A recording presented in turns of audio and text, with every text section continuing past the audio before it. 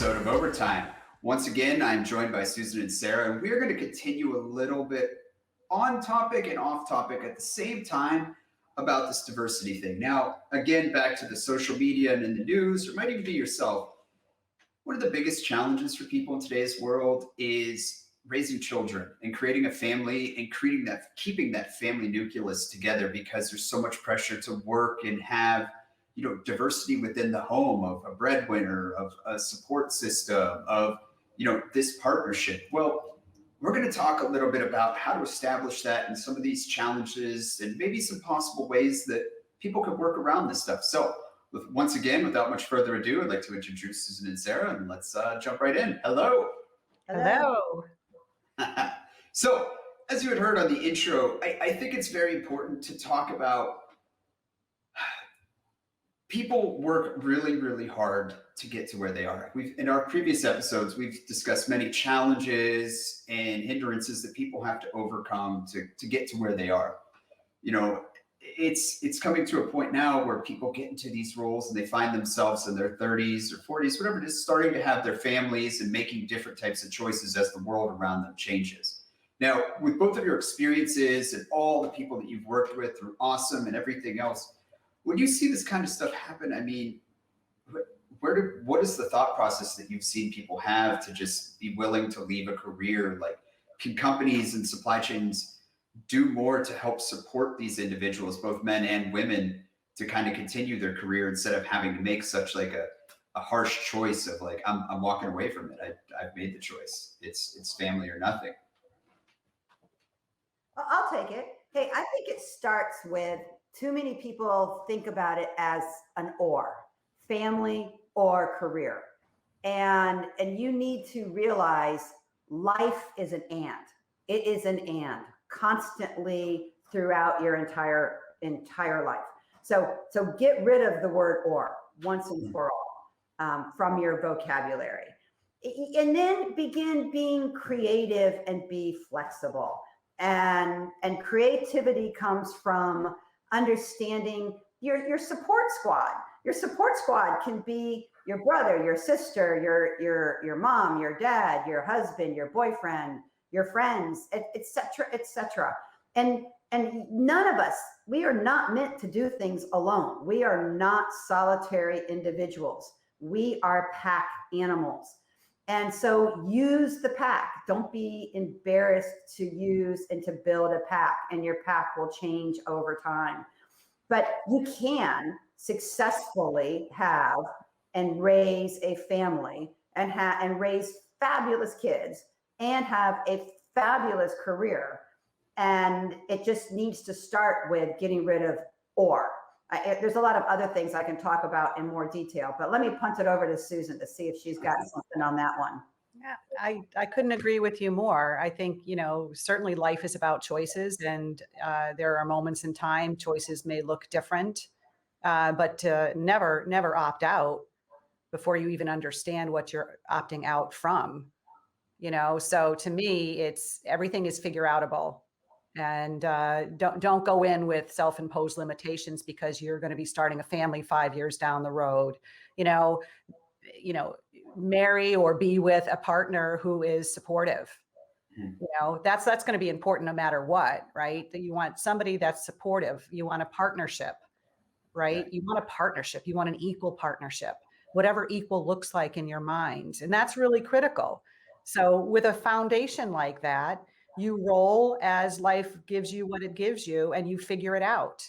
Might there be some modifications along the way? Absolutely.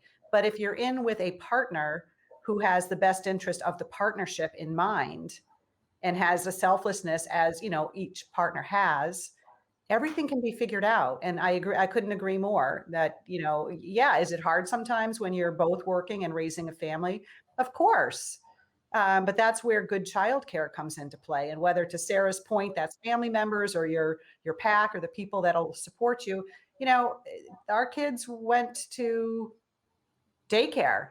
I went back to work after 3 months. My husband was working. Was that a little bit difficult? Sure, sometimes it was, but they were being cared for beautifully. And the caretakers were awesome. So again, if that had changed or if they were having difficulties with that situation, we would of course corrected. But don't assume going in that you can't do it. Yeah. Yeah, I actually, I used caretakers as well. And one of the things that was really important to me and what I kept thinking, which I found was very different than other women around me, my kids' caretakers loved my kids, loved them. And I always thought, what better could I offer my children than to have more people love them? That's a good answer. It's not, I have to be the only person that can show them love. I think exposing them to millions of people that love them is a great parenting option. And I think a lot of what you're saying about teamwork is also involved with, finding your pack and everything. It's looking for different type of unique situations. Our world's changing. It's adapting. We have work from home. And one of the biggest things I see is a lot of people, both men and women, just walking away from the workforce because they're choosing their family as that's more important. They feel like they've kind of stagnated or are stuck. And that's their legacy. And that's what they're going to work towards because that's going to help, make them feel accomplished and achieve what they want. And I kind of wonder, supply chain is all about fulfillment and allocation. And I feel like with families, it's very much the same thing. We're missing maybe we're missing the professional supply chain. That this is deficiencies that we need to fill. The care, the partnerships, partnering with your work. That we're here to help each other. So when somebody starts a new family, that it might be rough for 6 months to a year until they get their feet back under them and some normalcy and balance, and not be so hard up to here's daycare. I feel okay doing this right now, or the different challenges. And do you think that organizations could do better jobs in that sense to kind of keep people from walking? As I don't know if either of you've seen, they're calling it the Great Resignation this year, and maybe to offset that by creating a personal supply chain or personnel supply chain internally. What do you think on that? Well, I think organizations can certainly continue to address the issue because it's interesting. When you have your first child, creating that new family first child, for those of us that have been through it, it's just a whole new world. It's as if you've been dropped into a foreign country with a new language and a new everything. And so and one of the things my former firm really worked on was kind of all the various programs just to help people understand, not adapt to working when you have your first child, but what do you do? Is diapering. I mean, really simple things. Sleepless nights are miserable. Everyone who's had a child understands how sleepless you can be for months on end. And it's really hard to expect that person the next day in the office to be at 100%. And I think the person sometimes feels really guilty, and they almost need to understand, we understand. We have been in your shoes, and this will pass. You'll get good at it. It will feel more normal, and everything will settle down. It's sort of like being in a hurricane on a boat, but when the hurricane subsides, you can sail the boat, and it might be sailing slightly different. But yeah, I think organizations can continue to help people adjust back into a workforce. I think work from home is a great answer for that one, because in the old days, you had to go back to the office. You had to figure out 3 months in what to do with your baby while you went away for 8 hours. Well, work from home is a spectacular answer to figure out, okay, can I work while my baby naps in the morning, naps in the afternoon, naps at night, until I get that routine under control, and then I can migrate with more daycare, more whatever. I think it's a positive. I don't get why people are giving up. Yeah, I mean, the more, this is just smart business too, but it's also the right thing to do, right? Is to authentically care about your employees, Yeah. to make accommodations where you can. And, it's smart for business because if you don't have a reputation to be that employer, people are going to leave you. And then you're going to be in a world of hurt because you're having difficulty attracting people. You don't have a great reputation. So there's so many reasons why employers shouldn't, they should absolutely have accommodations for whether it's a male or a female that want to spend the early years or early months with a newborn at home, that perhaps they pivot into different roles. I mean, there's so many ways to treat this. There's employers that have daycares that are subsidized on property. There's at the end of the day, there's mothers' rooms now. There's places where women can go and nurse. There's got to be more accommodations made, I think. It's just the right thing to do. And by the way, the more caring and loving you are in support of your people, the more engaged your people are. So yeah, maybe if I'm now going to work from home because I have a newborn, I'm obviously not going to be in a fulfillment center picking because I can't commit to that. But what can I commit to? And there's enough work to do to parse out. There's job share arrangements that could be had. So any employer not figuring this out needs to get after it, because it's going to become increasingly more important. And top that off with the fact that the younger generations are placing a higher importance on the quality of their life outside of work. And you've got to respond to the marketplace. There's no question. But I would also, again, I'd like to put it back on the individual. So I think companies need to kind of move somewhat to the middle. I think, as individuals, even though you are, you're having your child, et cetera, raising your family, you probably went to college. You got a college degree. You invested money and time. You may have gotten a master's and invested more money and more time.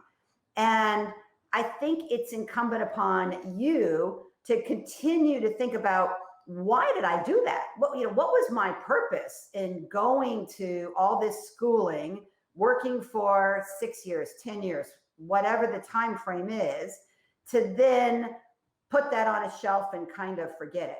And it ties in for me, which is why I think diversity is so important. I believe, this is going to sound very random and out of left field, but I believe that great ideas, whether it's the cure for polio or the cure for cancer or the cure for COVID or how to grow better grass, I think great ideas have been sprinkled across mankind. They're in everyone's heads. Different idea might be in Susan's head versus mine. But that would mean if 51% of the population is female, then 51% of the great ideas are sitting in a woman's head. Yeah. And when she chooses to opt out and take her idea to her home, I think the world is losing. And I think it's important to think about it in that mind, saying, what if I happen to have an idea somewhere in my head that 10 years from now is going to contribute to the cure for Alzheimer's? Would that keep you going? And would you then work the and as opposed to opt out for the or? Yep. And I think a lot of companies and organizations that you see in the news that want their employees back in the office right now, tomorrow, just to get everything's going back to normal. To each their own opinion, but there's a desire to have your employees care about their job. And what you both have said is that it's about assessing your equity in your job and what's important to you and the different ways to look at it and how important each of your individualistic ideologies are to not only your job, but your personal life. That there's got to be a middle ground. And I think, as Susan said, with the new generations of people coming in, that this is very challenging because I'm 37 years old and I interact with people in their 20s and I'm like, when did I completely lose touch with what was new and happening? Like I feel like I was part of the trends a couple of years ago. Now I'm on the outside looking in, and it's that generation's larger than mine, and I'm seeing it coming into the workplace. It's mostly people my age, and I think it's a very dynamic shift that, yeah, we care about the quality of our life. And I feel like this is something that we could do together. And would you both feel that there's not a sense of, we talk a lot in industries about teams. You're on a team, you got your team of people that you work with, that maybe the teams aren't actually supporting each other enough. Like that doesn't mean just helping get a project done, but these are people you work close quarters with every day of the year, and they can kind of be emotionally supportive to you. Do you think that that's something that we as fellow employees and peers of each other could do more to empower each other? I think it goes back to the genesis of, if I'm that person who's got a life change that I need some accommodations for, I want to be working for a place that values my work, values my contributions and what I have done there. And that's going to provide me some flexibility without making me feel guilty about whatever's been offered up. And to me, that's a mutual conversation that an employee should be completely comfortable having with his or her boss. And the cultural tone set at the top needs to support that thinking. Because if you're not accommodating to people, life happens, right? You've got, whether it's an ailing parent or a newborn baby or whatever it is, that 9 times out of 10, when you display that level of support, including how teams can rally around any void, let's say, in some work that needs to get done, which people by and large are inclined to do. Yeah. That it's everybody wins. Everybody wins. The commitment of that employee. Yeah, I might have to have episodic breaks and they're not planned during my day, but most people will be really pleased about the accommodations and will put forth additional effort because they're pleased with the accommodations and because they're more engaged than they otherwise would have been. I mean, sure, will there be some people that, skate and take advantage of those kinds of arrangements? Yeah, but let's not major on the minors. Right. Yeah. I tend to be, an optimist. But that being said, I am surprised how many people don't ask for the support. And I know their team would have been extraordinarily supportive. They just don't ask. They don't ask the team. I had a couple working for me, a couple of consultants working for me a few years ago, where they'd gotten married, and that was great. We were excited. They then got pregnant, even more excited. She came to me and informed me that she was going to quit. And I asked her, well, I mean, both of them work for me. So I knew we could work this out. We could work it out that a talented female wouldn't have to quit. And what stunned me was she didn't even ask him, her husband, whether or not he could help pull some weight, let alone ask her team, which I know would have helped, let alone ask me. She made all the decision on her own and just got to, I'm going to quit. And I go back to have a little faith in the people around you and a little faith in the organization you're at. Give it a try. Put your requests out there, and then honor others. And you get paid back what you put in. We are all human beings, and what you forget, as Susan raised well, by the time you're at our age, which is more the executive level, we have issues too. We have ailing parents, which take time and energy. We may have adult kids that are struggling in some capacity. We may have a spouse that is sick or ailing. So we don't quit. We understand how to make that work and how to ask of our peers, our friends, our company, because we recognize our value and we've invested in this career. I would assert all the way down the level, you need to take that same mindset, because it needs to start from, you went to school for this, you've put time into this, and you're good. So stick it out and ask for help. Yeah, I mean, if you don't ask, you don't get. Yeah. Why would one, unless you really have explored all variations as to how it could work, right? Not it's not going to work, but under what conditions and circumstances could this work? What am I willing? And you've got to kind of figure that. I would say figure that out too. Under what circumstances would you stay, and would it work for you as the parent, or whatever the situation is? And then, okay, if put yourself in the shoes of the employer, what can I provide to the employer in this conversation as I ask for some flexibility in my work arrangement for the next year, whatever it is, right? And that we Mhm. address it every 6 months, we check in with each other. And to Sarah's, if you don't ask, you don't get. So don't opt out. But I got to go back to being a little down and dirty and starting with we all have biases.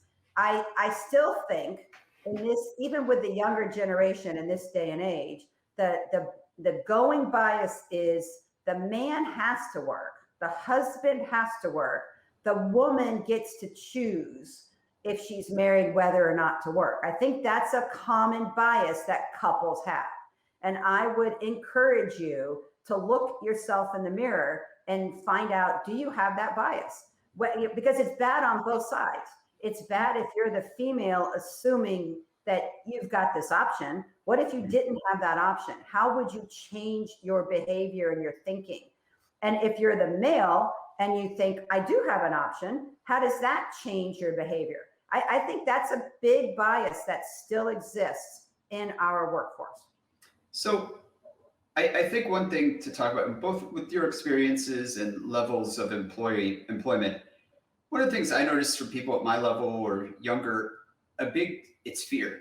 It's fear to say that something's wrong, that they're going to lose their job. They're afraid to open up to their boss and kind of share things for prejudice or whatever it may be, that nobody's going to be sympathetic to what's going on. Do you think that I don't know if that's a topic that Awesome has discussed or shared with people, but I think that there's a level of fear with newer, younger, and fresher employees that they're afraid to say, I don't know what to do here, or they're afraid to lose their job. As we know, the market is very tedious with employment. And I feel a lot of people, once they land something, they don't want to do anything to jeopardize it. So they get to a point, like you said, where they just come in and say, I'm done, I'm going to walk away.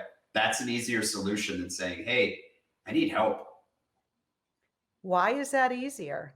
If we peel that back, right? If you kept peeling that onion back going, okay, why? So if somebody were, well, first of all, if there's a lack of approachability with your boss, then that's something I think is important. That's a two-way street, right? It's a mutual responsibility to have a relationship with your boss. And it's really important for a boss to connect with their employee and for an employee to connect with their boss. So that should be, that's really important no matter what. I mean, you want to have a relationship with someone. You want to with the people at work and the people you work for. And then I would say, okay, so you're assuming worst case and you're going to opt out. You have nothing to lose. If that's your worst case scenario, what's your best case scenario? I would almost say have somebody help you manage through that process. Ideally your partner, but a good friend, a colleague, somebody you are comfortable talking to that aren't in your immediate workspace. Mm-hmm. Work through the strategy of how to approach the situation and the opportunity. And if you don't ask, you don't get. Yeah. So honestly, I would say if you've got that concern, work through scenario planning with somebody who knows what you're talking about, understands, it's relatable. They don't have to be at the company to work through it, but work through it. You've got nothing to lose. I would also say, check your assumptions. I find many times a person is assuming, well, that's just the way they want it. That's the way the company wants it. That's the way the boss runs it. And there was a little class I took one time, which was all about checking your assumptions. And it was understanding, is something a preference? Is something a tradition? Or is something a mandatory? And what we find in business is many times something that was a preference became a tradition, but it's really not mandatory. And yet we assume it is. We assume we have to have the Monday morning phone call at 7 a.m. because, I don't know, 8 years ago, you were working on different time zones. It was the only time you could get everyone together. So I think start by checking your assumptions and then kind of check them with other people, because you might be able to provide a solution without, it's not just complaining. You might be able to say, seems like times have changed. We used to do it this way, but now because of X, Y, and Z, can't we consider something else?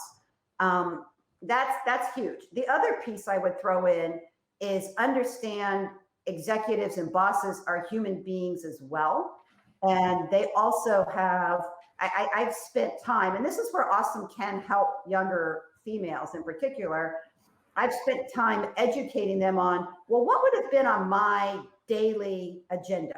Just so that you understand when I don't respond to your request within the first 20, 30 minutes, well, it's not because I have valued it or deemed it poorly. It's because here's the 50 other things that I have to get done by noon. And so I will get to it maybe about 4 o'clock in the afternoon, and it's not a value judgment on my part. So understanding that, and to Susan's point, call us, role play with us. You might find that you can bring it up, have a great answer, a great solution that is, and do it in a way that makes a lot of people happy, makes you a star. It's always easier to advocate for someone else, right? Than yourself when you're in the thick or the middle of something, right?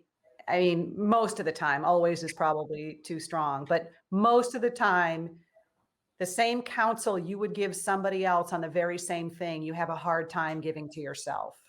Yeah.